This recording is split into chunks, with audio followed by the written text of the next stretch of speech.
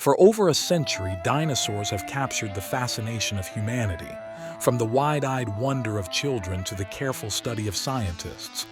But for millennia before the word dinosaur ever existed, another creature ruled our imaginations: the dragon. Are dragons a shadow memory of ancient beasts? Are they something entirely different? Or are they simply born of human imagination? Based on the mainstream scientific view, dinosaurs were a diverse group of reptiles that dominated the Earth for roughly 165 million years, from the Triassic through the Cretaceous periods. They included long-necked giants like Brachiosaurus, two-legged predators like Tyrannosaurus rex, and armored herbivores like Ankylosaurus. In the mainstream timeline, they disappeared about 65 million years ago, with theorized causes of a combination of asteroid impact, volcanic activity, and ancient climate change. But our understanding of dinosaurs is far from static. Recent decades have upended old assumptions, revealing that many were faster, more agile, and some even feathered. And while movies often depict dinosaurs as towering monsters, most species were relatively small, many closer to the size of modern mammals and birds than to the massive beasts of our imagination. From Jurassic Park to the land before time, dinosaurs have been brought to life in ways that range from thrilling to heartwarming. Pop culture often takes creative liberties, exaggerating size, speed, and ferocity for dramatic effect. Toy lines, documentaries, and video games have all reinforced the image of dinosaurs as giant, roaring predators. Even though many were small, quiet, and bird-like, dinosaur-themed toys and books consistently dominate, and the pop culture dinosaur is often as much a product of storytelling as of science. Dragons have been reimagined countless times in modern media.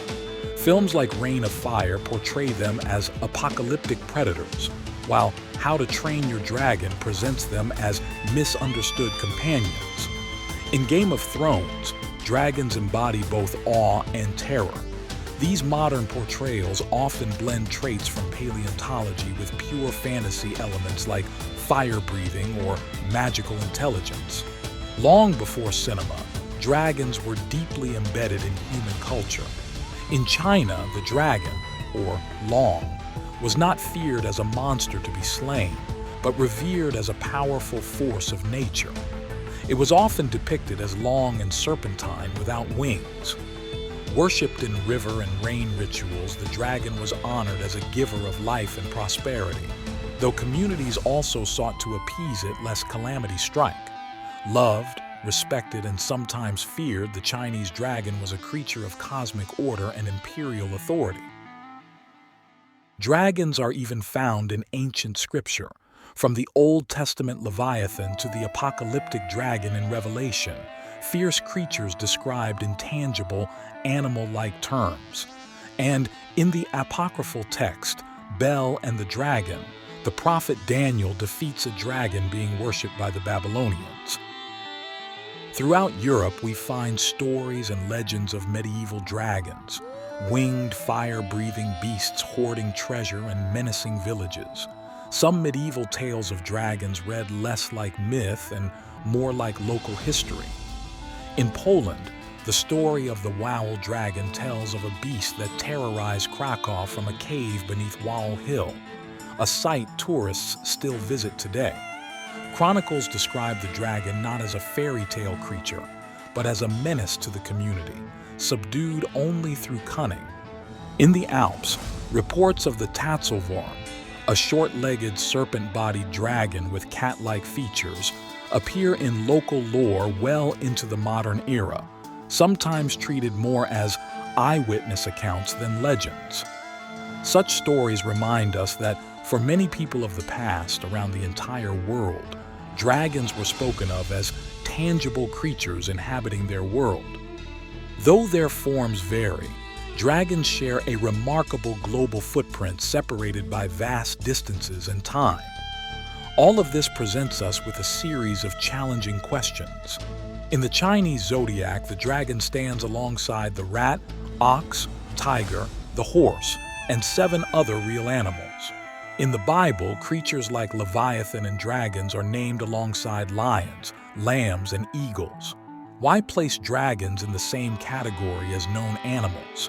Was this purely symbolic, or did ancient people believe they were describing something that actually existed? What do we make of sightings and legends describing dinosaur-like creatures in more recent history? The Loch Ness Monster, described as a long-necked, humpbacked creature lurking in Scotland's Dark Loch, has been reported for centuries, with modern photographs and sonar readings continuing to fuel speculation. In Central Africa, stories of the Congo River Basin speak of Mokele-mbembe, a massive semi-aquatic beast with a long neck and bulky body, uncannily reminiscent of a sauropod dinosaur. In Russia, legends tell of the Brosno dragon, a massive reptilian creature said to lurk in Lake Brosno near Moscow. Accounts describe it surfacing to devour livestock and even terrorize villages, a tale with echoes of both the Loch Ness Monster and the great sea serpents of old. These traditions of lake monsters and sea serpents, from Brosno to Scandinavia to the open oceans, form such a vast topic that we'll be unpacking them in a future video. Then there are indigenous American oral traditions from the Yukon to Louisiana to Nova Scotia, and from many tribes in between, that describe hunting mammoth-like creatures within the last 1,000 years. The Kittimacha people of Louisiana tell of a beast they called the long-nosed spirit, a creature so fearsome that people would climb trees to escape, only to be hurled down by its powerful trunk. Some accounts, including reports as recent as the 1830s, raise unsettling questions about the survival of creatures otherwise thought long extinct. Even in the American West, long after the supposed age of dinosaurs, there are reports of giant reptilian beasts. Ranchers and frontier newspapers in the 1800s occasionally described winged dragons, swooping down on livestock, or strange, massive reptiles glimpsed in remote deserts. These Old West accounts, scattered yet persistent, echo the same worldwide claimed encounters with creatures that resemble the dragons of lore, or even the dinosaurs of prehistory. Taken individually, reports of dragons or dinosaur-like beasts may be easy to dismiss as myth, exaggeration, or error. But when examined together, across continents, cultures, and centuries, they form a pattern that is far more difficult to shrug off. Some suggest that ancient fossil discoveries inspired dragon myths. The late Carl Sagan said that dragon legends may be more than fantasy, describing them as a kind of cultural memory, an inherited fear of giant reptilian predators. But complete dinosaur skeletons are extremely rare. Most finds are fragmentary, requiring interpretation and analysis. Fossils normally don't preserve soft tissue, so early observers would have had to imagine the skin, color, and behavior. If that's the case, how did so many cultural depictions produce creatures that look biologically plausible and with strong parallels between dragons and dinosaurs?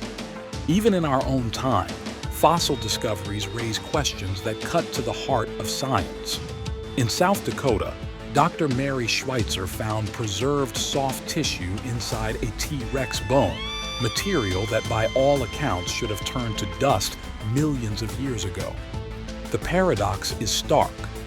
Either the timeline of dinosaurs is far younger than we have been told, or somehow, against the known laws of chemistry and physics, organic molecules can persist for tens of millions of years.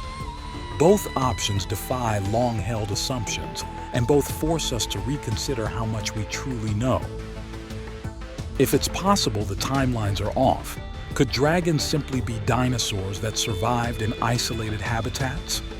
Among the most visually compelling candidates for living dragons are certain dinosaurs whose anatomy mirrors classic dragon imagery. Dracorex, meaning dragon king, boasts a skull covered in spiky horns and ridges, suggesting what medieval folks might have described as a dragon's face. Spinosaurus, with its crocodile-like snout and towering sail, could easily be recast as a semi-aquatic beast stalking rivers. And Quetzalcoatlus, one of the largest known flying creatures, sports a wingspan that rivals small planes, echoing tales of sky-soaring dragons. Taken together, these species could form the anatomical backbone for many dragon legends. And it isn't just bones. Even in carvings and artifacts, there are examples that some argue depict dinosaurs. At Angkor Wat in Cambodia, a relief carving appears to show a creature with the distinctive backplates of a stegosaurus. This raises the intriguing possibility that memories or even contact with dinosaur-like creatures lingered far longer than has been supposed. Some dinosaur kinds have modern parallels. Birds like ostriches and emus share striking skeletal parallels with small theropods like velociraptor. Crocodiles and monitor lizards, too, mirror prehistoric predators in bone structure and musculature. Though the mainstream scientific narrative is of a gap of 65 million years, some of these questions and parallels make us wonder whether long ages of time really did separate humans from dinosaurs. Or should we say dragons? Whether dragon legends are derived from the bones of long-dead dinosaurs, from living creatures misidentified or exaggerated, or from the depths of human imagination, they remain one of the myths that feels possible. And maybe that's because, in some form, they never truly left us. If you enjoyed this video, please like and subscribe to watch more videos of the mysterious, the overlooked, and the forgotten.